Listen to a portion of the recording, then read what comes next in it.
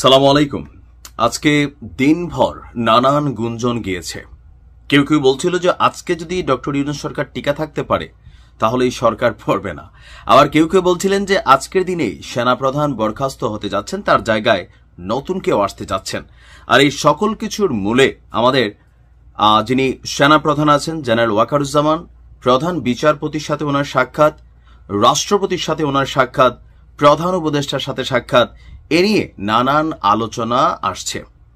পিনাকি থেকে শুরু করে সাংবাদিক ইলিয়াস প্রতিনিয়ত কয়েক ঘন্টা পর পর এক একটা পোস্ট করা পুরো জাতির মধ্যে একটা চাঞ্চল্যকর অবস্থান তৈরি করে ফেলছিল যে আজকে তো একটা রফা দফা হয়ে যাবে। বাট ফাইনালি দিন শেষে বাবাজিকা ঠুল্লু হয়েছে। আমরা এবার আসুন গণমাধ্যমের বরাতে, মানে যারা অথেন্টিক নিউজগুলো করে আমার দেশ থেকে শুরু করে বা আরো বেশ কিছু পত্রিকা আছে, তো তাদের রেফারেন্স থেকে ফাইনালি দিন শেষে আসলে কি ঘটেছে। আজকে সারাদিন আপনারা বড় বড় সোশ্যাল মিডিয়া কিং যারা আছে তাদের বক্তব্যে বা আরো বিভিন্ন ভুয়া নিউজে টেনশনে ছিলেন। আজকে আমাদের সেনাপ্রধান যিনি আছেন তিনি বিভিন্ন জায়গায় যে সাক্ষাৎগুলো করেছেন সেটার পিছনের মূল কারণটা কি, আমার দেশ পত্রিকার মাহমুদুর রহমান ভাই তার অনুসন্ধানী রিপোর্টে কিন্তু বিষয়গুলো ক্লিয়ার করেছেন। এরপর আজকে 1 সেপ্টেম্বর দুপুরে প্রধান উপদেষ্টার সাথে সাক্ষাৎ করেছিলেন সেনাপ্রধান। তো তাদের এই সাক্ষাতে কি আলোচনা হয়েছে, এখানে কি কোনো সামরিক শাসন জারির জন্য রাষ্ট্রপতির কাছ থেকে কোনো নির্দেশনা জানতে চেয়েছিলেন বা সেনাপ্রধান কোনো গোপনে গুটি চালতেছিলেন, বিষয়গুলো তা না।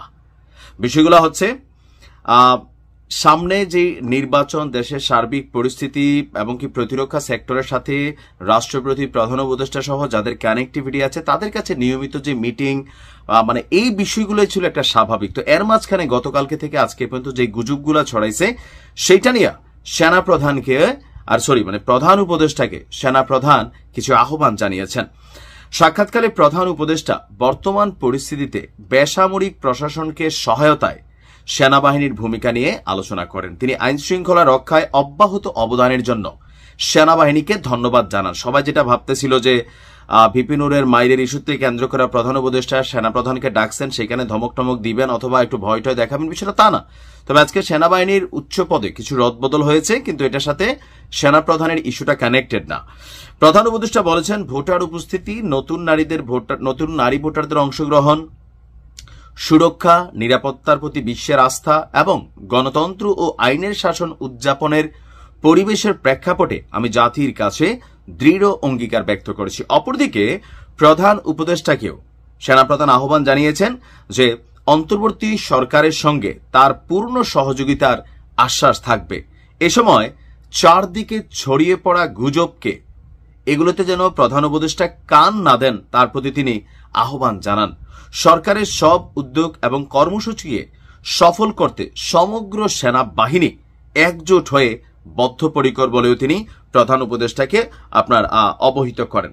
তো রাষ্ট্রপতির সাথে সাক্ষাৎ নিয়ে বড় যে আলোচনাটা সাংবাদিক ইলিয়াস এবং পিনাকি তারাই এখানে সামনে নিয়ে আসছে যে এখানে একটা কু হওয়ার পরিকল্পনা আছে, রাষ্ট্রপতি পাত্তা দেয় নাই, সেনাপ্রধানকে স্বাস্থ্যের প্রতি পরামর্শ নিতে টেক কেয়ার করতে পরামর্শ দিচ্ছেন। আসলে দেখেন ভিতরে কি হয় আমরা তো জানি না, বাট সার্বিক পরিস্থিতিতে আমার মনে হয় না যে সেনাপ্রধানের এই মুহূর্তে ক্ষমতা দখলের ইচ্ছা আছে বা লোভ আছে, বা অতীতের যারা ছিল এরকম 111 সরকার অথবা রাইট নাও যে ইন্টেরিম আছে তাদের পরিণতি দেখা বা অবস্থা দেখা সেনাপ্রধানের মনে হয় না যে পাগল না হলে তিনি এই মুহূর্তে এই ধরনের সিদ্ধান্ত নেবেন।